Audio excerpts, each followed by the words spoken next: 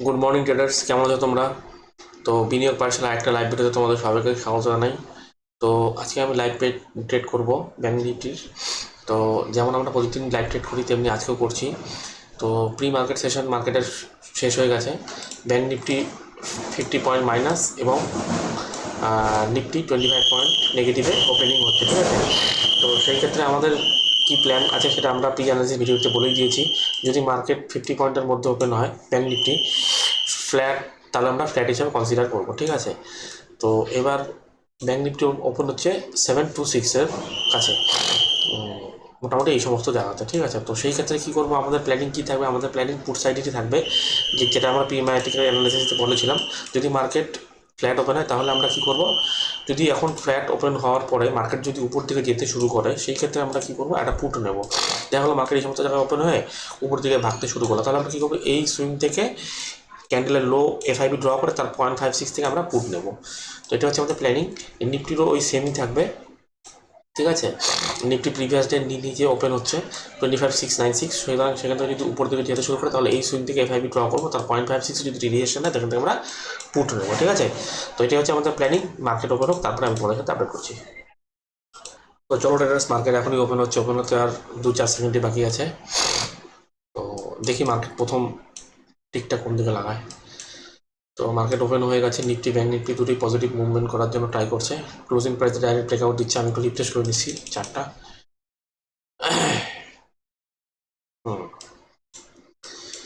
Nifty কী করছে, previous day লো break দিয়েছে, সেখান থেকে উপর দিকে আপসাইডে মুভমেন্ট করার জন্য চেষ্টা করছে।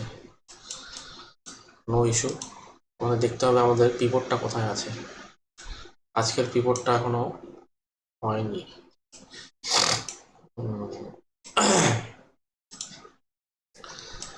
তো দেখা যাক এবার ব্যাংক নিফটি কী করবে, এই জোনটাকে রেসপেক্ট করে নাকি আমাদের দেখতে হবে। যদি এই জোনের 0.56-এর থেকে মার্কেট রিজেকশন নেয় তাহলে এখান থেকে আমরা পুট নেব অ্যাজ ইউজুয়াল, যেটা আমরা বলেছিলাম। এবার দেখি এই জোনটাতে কি প্রাইস অ্যাকশন ক্রিয়েট করে মার্কেট। তো নিফটির ক্ষেত্রেও সেমই আছে।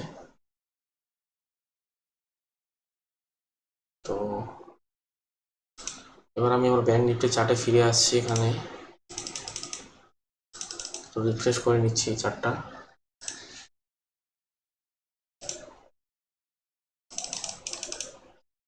অত তাড়াহুড়া করা যাবে না, আমাদের মার্কেটে প্রপারলি প্রাইস অ্যাকশন হলে আমরা এন্ট্রি করব, ঠিক আছে? নিফটি পুরোপুরি নেগেটিভের দিকেই যাবে আমার মনে হচ্ছে আজকে। তো সেই ক্ষেত্রে নিফটির পিভট পয়েন্টটা অনেক উপরে আছে, আর ব্যাংক নিফটির পিভট পয়েন্টটা কোথায় আছে দেখি। ব্যাংক নিফটির পিভট পয়েন্ট সামনেই আছে। তো তোমাদের অপেক্ষা করতে হবে। ব্যাংক নিফটি 0.56 থেকে রিজেকশনটা নিচ্ছে। তো দেখা যাক মার্কেট প্রাইস সেটেল হোক, তারপর আমরা একটা এন্ট্রি করবো। আপাতত তো পুট সাইডে আমাদের প্ল্যানিং থাকবে। তো কারণ ব্যাংক নিফটি কী করছে, এই সুইংটার 0.56 থেকে রিজেকশন নিচ্ছে, ঠিক আছে? এই সুইংটার, তো সেখান থেকে এখন দেখা যায় যদি এই সুইংটার উপরে চলে যায় সেই ক্ষেত্রে আমরা অন্যরকম প্রাইস অ্যাকশন ক্রিয়েট হবে, তখন আমরা অন্যরকম প্ল্যানিং করবো। তো আপাতত আমাদের প্ল্যানিং, যদি এখান থেকে কোনো রিজেকশন নেয় তাহলে আমরা এখানে পুট সাইডে এন্ট্রি করতে পারি, ঠিক আছে? তো যাই হোক, ভিডিওটা তোমরা দেখো, ভালো লাগলে বন্ধুদের মধ্যে শেয়ার করে দিও, আর যদি কিছু শিখতে পারো প্লিজ একবার লাইক করে দিও, ঠিক আছে? আমি যখন এন্ট্রি করছি আমি তোমাদের সাথে তখন আপডেট করছি। তো ট্রেডার্স দেখো, আমরা একটা এখানে পুট সাইডের একটা এন্ট্রির জন্য অর্ডার দিয়েছি। এবার দেখা যাক অর্ডারটা এক্সিকিউট হয় কি না। আমাদের স্টপ লস হবে এর নিচে, আর টার্গেট হবে 1:34 হবে। যাই হোক, 70 পয়েন্টে আমাদের টার্গেট হবে।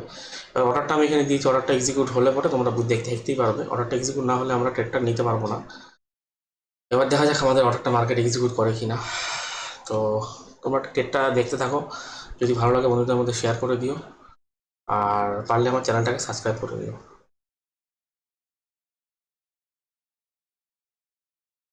তো অর্ডারটা এক্সিকিউট হলে তো ভালোই হতো, কিন্তু অর্ডারটা মনে হচ্ছে আর এক্সিকিউট হবে না, কারণ এত উপরে বাইং করাটাও তো ঠিক লাগছে না আমার। তো দেখা যাক কী করে মার্কেট, আমাদের অর্ডারটা এক্সিকিউট করে নাকি এসএলটা নেয়। যেটাই করে তোমাদের সামনেই হবে। তো তোমরা ভিডিওটা পুরোপুরি দেখতে থাকো।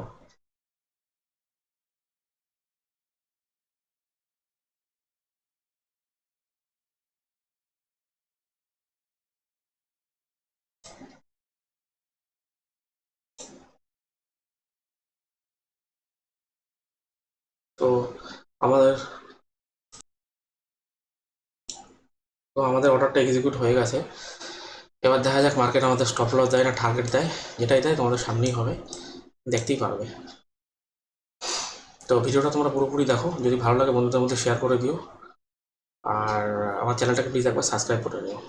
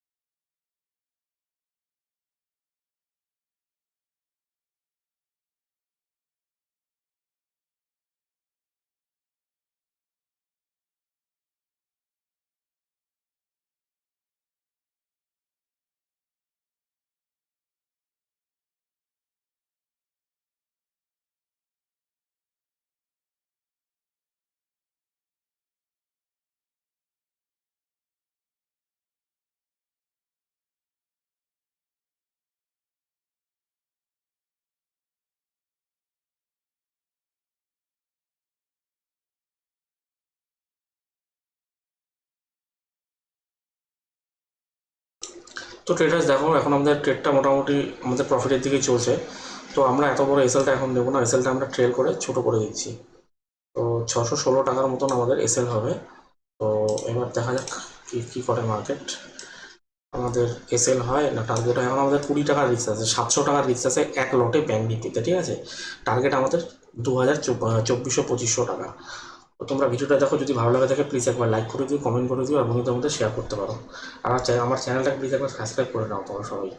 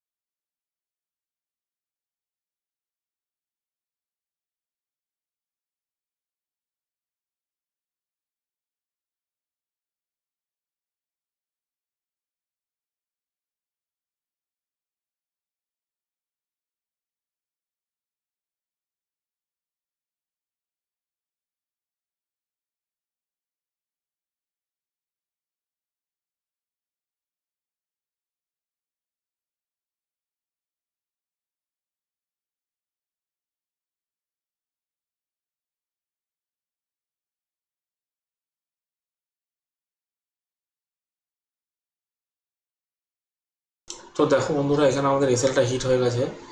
তো নো প্রবলেম, কোনো অসুবিধা নেই। আমাদের 20 পয়েন্টেরই হয়তো এসএল গেছে, দেখি 697-এর আমাদের এসএল হিট হয়েছে। তো কোনো অসুবিধা নেই, এসএল তো হিট হতেই পারে। অ্যাকচুয়ালি এসএল হতে লাগতো এখানে, তো আমি এসএলটা একটু ট্রেল করে দিয়েছিলাম, জন্য ট্রেলিং এসএলটা হিট করে দিয়েছে মার্কেট। তো no problem, SL is a part of game, SL hit হতেই পারে। তো কিন্তু ট্রেডটা আমাদের পুট সাইডেরই থাকবে এখন। কিন্তু এখন আমরা এই মুহূর্তে কোনো এন্ট্রি করবো না। আমি যদি নেক্সট টাইমে কোনো এন্ট্রি করি তাহলে তোমাদের সামনে আপডেট করছি। তো দেখো ট্রেডার্স, এখন আমরা তো আর কোনো এন্ট্রি করিনি, আমাদের একটা এসএল চলে গেছে। তো এখন মার্কেট কি করছে, নিফটিটার জন্যই ব্যাঙ্ক নিফটি এত উপরে চলে গেল, ঠিক আছে। এবার কি করছে ব্যাঙ্ক নিফটি, দেখো 58,000 থেকে রিজেকশন দিচ্ছে। সেই ক্ষেত্রে মার্কেটে ঠিক পারলে আমরা এখান থেকে কল নেব। আপাতত এটা প্ল্যানিং আছে আমাদের, ঠিক আছে। যেহেতু একটা এসএল গেছে, আমাদের লিমিট এখনও আছে। ডেইলি আমাদের এসএল এর লিমিট ওই 1500 টাকার মতন। তো আমাদের 700 টাকা লস হয়েছে। তো আরও মোটামুটি 20-25 পয়েন্টের একটা রিস্ক আমরা নেব। তো সেই ক্ষেত্রে এই সুইংটা যদি 0.56-এ যদি মার্কেট আসে একটু সাপোর্ট নেয়, তাহলে আমরা কল নেব। আর একটা জিনিস তোমাদের আমি দেখাচ্ছি, দেখো যে ব্যাঙ্ক নিফটি কী করছে, পিভটের উপরে ক্লোজিং দিয়ে দিচ্ছে। সেই ক্ষেত্রে 58,000 থেকে রিজেকশন নিয়ে এসে মার্কেট এখান থেকে নামতে পারবে না, কারণ আগের দিনও মার্কেট কী করেছিল, ফ্ল্যাট ওপেনে উপর দিকে কি পুরোটা নিচে ছুটে আসছিলো। তো আজকে এটা করবে না, আজকে হয়তো মেবি 0.56-এ মার্কেট সাপোর্ট নেবে। তো আমরা একটা 0.56-এর জোন এখানে ড্র করছি। এবার দেখা যাক মার্কেট এই 0.56-এ যদি আসে তাহলে এখান থেকে আমরা একটা কল সাইডের এন্ট্রি নেব। আমাদের ভিউ ক্লিয়ার। আর মার্কেট যদি এখান থেকে উপরে চলতে যেতে থাকে সেটা আলাদা বিষয়, তাহলে আমরা আর এন্ট্রি করবো না। তো এটা হচ্ছে আমার প্ল্যানিং। এবার দেখা যাক ব্যাঙ্ক নিফটি কী করে। আমি যখন এন্ট্রি করছি তখন তোমার সাথে আমি আপডেট করছি। তো দেখো ট্রেডার, সেখানটায় ব্যাঙ্ক নিফটি কী করছে, এই আমরা ভেবেছিলাম একটা কল সাইডের এন্ট্রি করবো, কিন্তু ব্যাঙ্ক নিফটি এই জোনটাতে আসলোই না, কারণ এই সুইংটার 0.56 জোন হচ্ছে এটার থেকে সাপোর্ট নিলে মার্কেট হয়তো ওপর দিকে যেতে পারতো। তো সেই ক্ষেত্রে আমাদের এখানে একটা কল সাইডের এন্ট্রি করতাম, কিন্তু কিন্তু মানে 0.56-এ আসলে হয়তো করতাম, কিন্তু এটা 38% থেকে সাপোর্ট নিয়ে উপর দিকে যাওয়ার জন্য চেষ্টা করছে। তো এখানটায় আমরা পুট পুট তো নিব না, কারণ কালকেও ব্যাঙ্ক নিফটি এখান থেকেই ফল করেছিল, তোমাদেরকে আমি দেখাচ্ছি। তো এই দেখো এক্স্যাক্টলি এখান থেকে এটা হচ্ছে কালকের দিনে 15-60% জোন এখান থেকে ফল করেছিল। তো সুতরাং আজকে এখান থেকে ফল করার চান্সটা কম, সেই জন্যই। আর প্লাস কালকেও মার্কেট দেখো ফ্ল্যাট ওপেনে ওপর দিকে গিয়ে পুরোপুরি নিচে চলে আসছিলো। তো ম্যাক্সিমাম লোক এখানে পুট কেনার জন্য ট্রাই করবে, সেই ক্ষেত্রে মার্কেট তাদের রেজাল্টটা খাওয়ার জন্য ওপর দিকে যাবে। তো আমি তোমাদের বলছিলাম আমার এখানে কল সাইডের রিভিউ প্লাস মার্কেট পিভটের উপরেও হোল্ড করছে। তো সেই ক্ষেত্রে এখানে কল সাইডের এন্ট্রি করার কথা। তো যাই হোক, আমরা এন্ট্রি করিনি কল সাইডে, কারণ 0.56-এ আসলে হয়তো করতাম, কিন্তু অল্প জন্য ফাঁকা ফাঁকা ছিল, অল্প গ্যাপ ছিল। তো ঠিক আছে, চলো আজকে আর কোনো আমরা এন্ট্রি করবো না, এখানে ভিডিওটা শেষ করছি। তো আজকে আমাদের ছোটো এসএলএ আমরা আজকের দিনটা ক্লোজ করবো। দেখা হচ্ছে কালকে একটা নতুন ভিডিও, ততক্ষণে গুড বাই।